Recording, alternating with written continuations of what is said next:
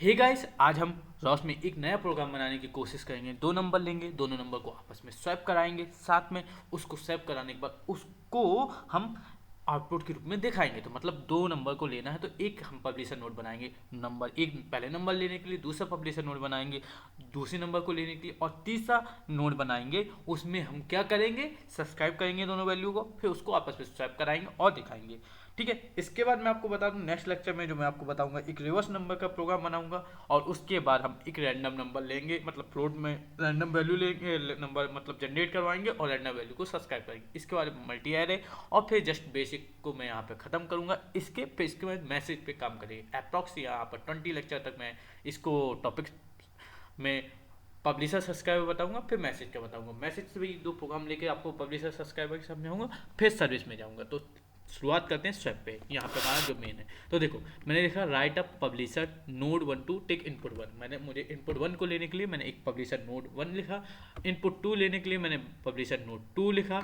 उन दोनों वैल्यू को सब्सक्राइब किया, बोथ वैल्यू को, और नाउ स्वैप करा। उसके बाद मुझे स्वैप कराना है। स्वैप कराने के लिए क्या है, मैंने एक नया वेरिएबल लिया टेम्प में नम 1 को डाला, मतलब मैंने नम 1 की वैल्यू पहले 9 थी और नम 2 की वैल्यू मान लो मैंने 8 थी, तो टेम्प में मैंने क्या डाल दी, नम 1 की वैल्यू। नम 1 की वैल्यू क्या हो गई, नम 1 की वैल्यू थी 9, टेम्प में वो वैल्यू चली गई तो टेम्प की वैल्यू भी 9 हो गई। नम 1 में पहले क्या था 9, अब नम 2 में क्या था 8, तो नम 2 की वैल्यू मैंने किस में डाल दी, नम 1 में डाल दी। तो देखो नम 1 में नम 2 की वैल्यू होगा और उसके बाद नम 2 में क्या डाल दी, टेम्प की वैल्यू कितनी थी 9, तो नम 2 में आ गया 9। तो आपस में क्या हो गया, ये स्वैप हो गया। तो अब इसी पे एक प्रोग्राम बनाते हैं। तो देखो सबसे पहले मैंने क्या किया, पहली लाइन का मतलब होता है किस चीज़ के लिए होता है, ये एक लाइन होती है एनवायरनमेंट सेटअप करने के लिए, किसका, पाइथन 3 का। ठीक है, अब इससे पहले भी बहुत मैं डिटेल में बताया था, इसलिए इस बार मैं डिटेल में नहीं बताऊँ।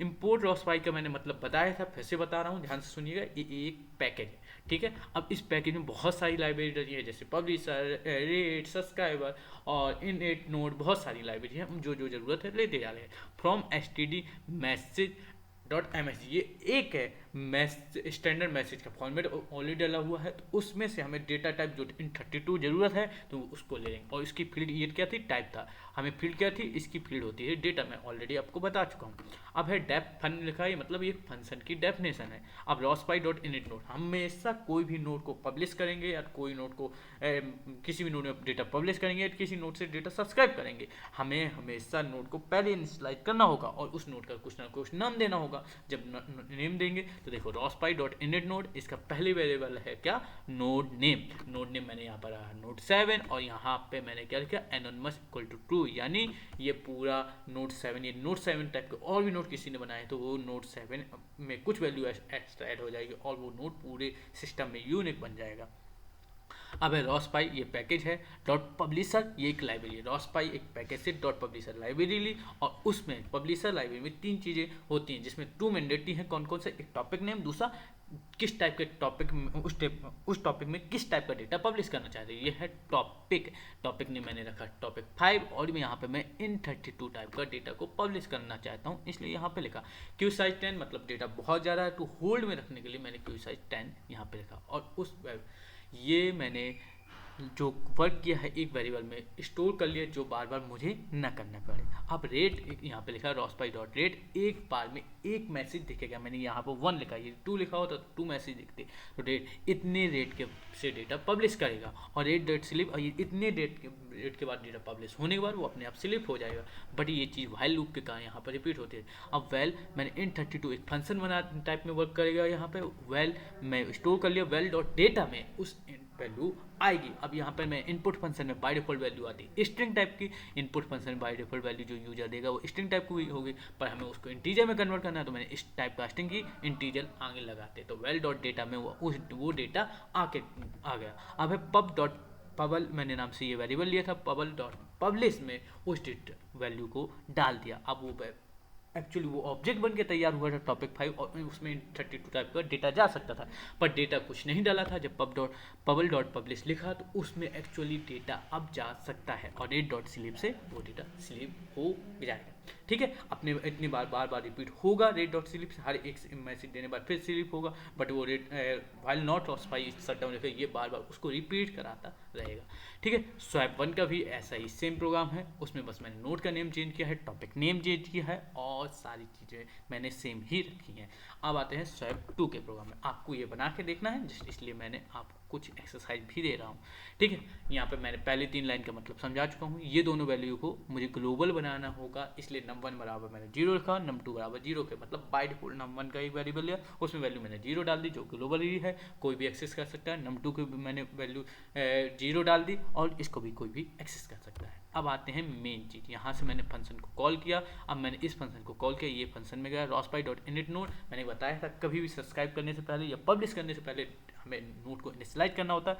यहाँ पर नोड का नेम है anonymous=true, उस नोड को पूरे सिस्टम में यूनिक बनाने के लिए। अब rospy.subscriber मैंने जिस स्वैप फंक्शन यहाँ पर टॉपिक 5 था, rospy.publishers में टॉपिक 5 में मैंने अपना डेटा पब्लिश किया था, तो यहाँ पे मैंने टॉपिक 5 से उस डेटा को सब्सक्राइब किया। किस टाइप के डेटा को सब्सक्राइब किया? int32 टाइप का। और उसके बाद ये कॉल नाम का मैंने फंक्शन बनाया, यहाँ से उसने डेटा को लिया, लॉगिन इनपो उस डेटा को दिखाया कौन सा डेटा उसने रिसीव किया है नोड 1 से, और उस मैंने नोड 1 num1 इसको मैंने ग्लोबली किया जिससे ये ग्लोबल हो जाए। अब मैं जो वैल्यू इस num1 में डालूंगा वो वैल्यू कोई भी इन फ्यूचर इस वेब फंक्शन का इस फंक्शन के अलावा कहीं भी वो उस वैल्यू को भी हम यूज कर सकते हैं। अगर हम ग्लोबल नहीं करते तो वो फंक्शन की वजह से num1 होता तो सिर्फ ये वैल्यू ये num1 फंक्शन यही यूज कर पाता, इसलिए मैंने ग्लोबल किया और num1 में मैसेज डॉट डेटा डाल दिया।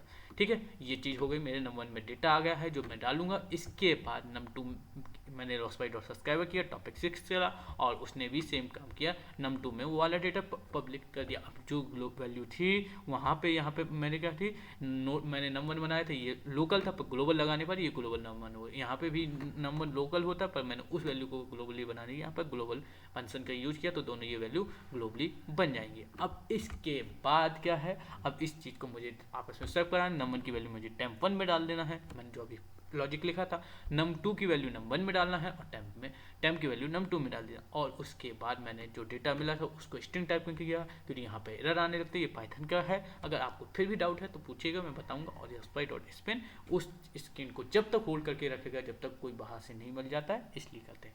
ठीक है, तो अब चलते हैं हम टर्मिनल में और अपना काम करते हैं। ये पहले वीडियो का मैं है, तो यहाँ पे मैं आपको ऑलरेडी बताया था, पहले पैकेज जिस नाम से बनाया था उसी पैकेज में काम करूँगा। यहाँ पे मेरे पैकेज का नाम क्या था याद होगा आपको सभी को, CD में राहुल वर्क स्पेस लिखा और मैं अपने उस पैकेज में कर। इसके बाद मैंने बताया था सोर्स सेटअप करना होता है, सोर्स डेविल, और इसके बाद स्लैश सेटअप डॉट बैश करना होता है। ये मेरा सेटअप हो गया। अब उसके बाद मुझे क्या लिखना होता था, रोशन। पैकेज का नेम क्या था आपके सबके सामने मैंने बताया था, पैकेज का नाम मैंने आपके साथ में रखा था पैक, तो मैंने पैक रखा। इसके बाद मैंने क्या करा, रोशन पैकेज नेम, उसके बाद फाइल का नेम मैंने क्या लिखा, swap.py। ठीक है, मेरा क्या हुआ, रॉस मास्टर चालू नहीं है, तो हमें रॉस मास्टर को चालू करना होता है। मैंने ये भी आपको बताया था, अगर आपको याद नहीं तो आप थोड़ा सा याद रखें, रॉस कोड। ठीक है, रॉस क्योंकि ये अपने आप को डेटा पब्लिश करेगा, यहाँ पर डेटा पब्लिश होगा, इसलिए मैंने रॉस मास्टर को चला दिया और ये मेरा डेटा पब्लिश होने लगा। ये अपने इनिशियलाइज कर दिया। अब मुझे दूसरा भी सोर्स डेविल सेटअप करना है, ये भी सेटअप हो गया। और यहाँ पे मेरा फिर से दूसरे नोट को रन करूँगा, रिवर्स 2 नहीं है हमारा, यहाँ पर स्वैप 1 है, क्योंकि मैं रिवर्स का भी इसके बाद में कराने वाला हूँ, उसका भी मैंने आपके लिए पहले से कोड बना के रखा। और ये तीसरा मैंने इसको भी मैं बड़ी स्क्रीन में करूँगा और यहाँ पे भी मैंने सोर्स डेविल सेटअप किया और यहाँ पे मैं डेटा को सब्सक्राइब करूँगा। ठीक है, अब मैं स्वैप 2, ठीक है, swap2.py, ये मेरे तीनों हो गए।